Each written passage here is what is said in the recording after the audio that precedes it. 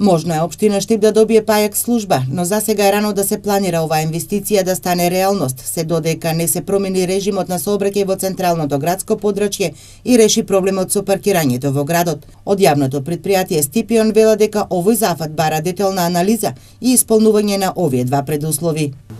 Улиците околу река Отиња имаат само една коловозна лента и присуството на пајак возило ќе ствара додатни застои во сообраќајот. Меѓутоа, кога ќе се направат конзолите, кога ќе се пушти двонасочниот сообраќај и секако и пајак возило доваѓа во обзир. Од општината засега не калкулираат за тоа колку оваа работа би ја чинела општината. Пресметките ќе се прават откако ќе се исполнат условите.